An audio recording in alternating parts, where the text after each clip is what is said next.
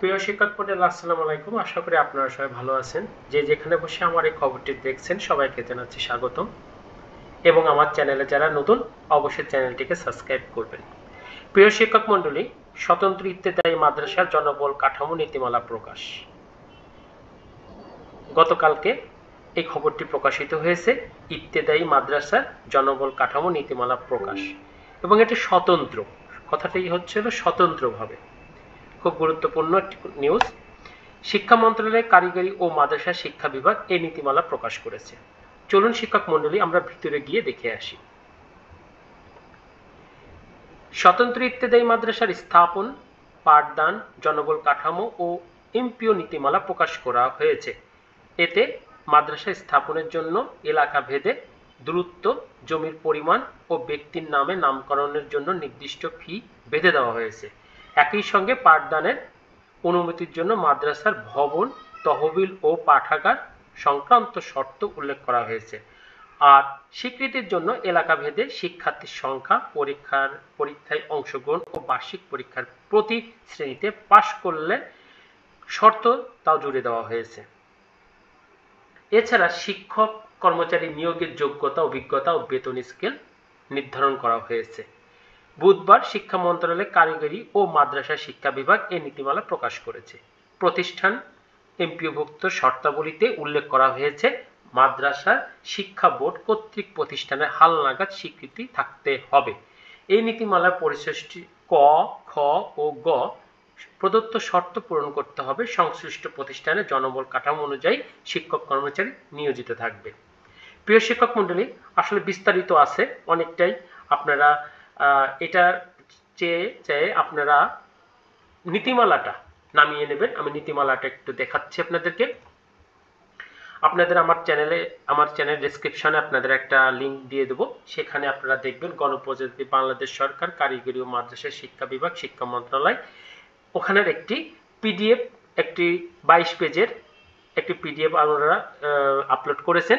সেখানে আপনি পুরোপুরি জনবল কাঠামো 2025 অর্থাৎ স্বতন্ত্র ইবতেদায়ী মাদ্রাসা স্থাপন, পাঠদান, স্বীকৃতি, পরিচালনা ও জনবল কাঠামো এবং এমপিও নীতিমালা 2025 এরকম একটি পিডিএফ 22 পৃষ্ঠার একটি পিডিএফ প্রকাশ করেছে তারা।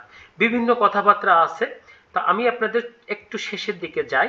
শেষের দিকে গিয়ে একটু শিক্ষক তাদের কি কি চাহিদা থাকবে, অর্থাৎ যোগ্যতা কি কি থাকবে সে ব্যাপারে একটি ছক আকারে তালিকা দিয়েছে, সেটা আমরা একটু দেখার চেষ্টা করি। প্রিয় শিক্ষক মণ্ডলী, তাহলে আমরা একটু দেখি। দেখেন, প্রধান শিক্ষক,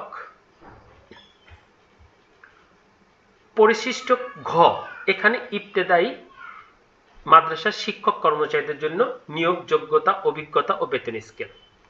যাদের এই যোগ্যতাটা একটু কম থাকবে, সমস্যা থাকবে, তারা অবশ্যই এটাকে আপনারা মিটিয়ে নেবেন, সঠিক মতন আপনাদের যোগ্যতা অর্জন করাই নেবেন। তাহলে আপনারা কোনো ঝামেলা ছাড়াই আপনাদের চাকরি জীবন পার করতে পারবেন।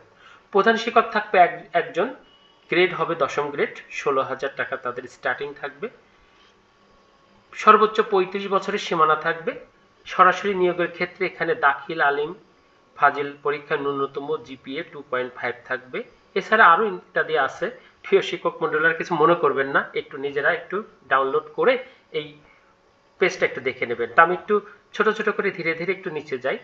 সহকারী শিক্ষক সাধারণ থাকবে একজন, সহকারী শিক্ষক বিজ্ঞান থাকবে একজন, সহকারী আরবি শিক্ষক থাকবে একজন, সহকারী কারি অবলিক নুরানি থাকবে হচ্ছে একজন। ইনারা সবাই, ইনি হচ্ছে 16 গ্রেডে, আর বাদ বাকি প্রধান শিক্ষকের পরে সবাই হচ্ছে 13তম গ্রেডে। যার যার নিজ নিজ যোগ্যতা থাকবে, সেই যোগ্যতাগুলো অবশ্যই পালনীয়। এবং থাকবে একজন অফিস সহায়ক। এই মোট তাহলে আমরা কয়জন দেখলাম? এক প্রধান শিক্ষক, সহকারী শিক্ষক হচ্ছে 4 জন, একজন অফিস সহায়ক, অর্থাৎ 4, 5, 6 জনের একটি স্টাফ তারা পাবে। এই নিয়ে স্বতন্ত্র ইবতেদায়ী মাদ্রাসা শিক্ষক কর্মচারী নিয়োগ, যোগ্যতা, অভিজ্ঞতা ও বেতন স্কেল। প্রিয় শিক্ষক মণ্ডলী, আবারও বলছি, আমার চ্যানেলে ডেসক্রিপশনে এই নীতিমালার লিঙ্কটি আপলোড করা থাকবে, অবশ্যই সেখান থেকে আপনারা দেখে নেবেন। তো ধন্যবাদ, সবাই ভালো থাকবেন। ভালো লাগলো যে স্বতন্ত্র একটি বেতন স্বতন্ত্র একটি নিয়োগ প্রক্রিয়া আপনাদের হতে যাচ্ছে, নীতিমালা প্রস্তুত হয়েছে, এটা প্রকাশ করাও হয়েছে।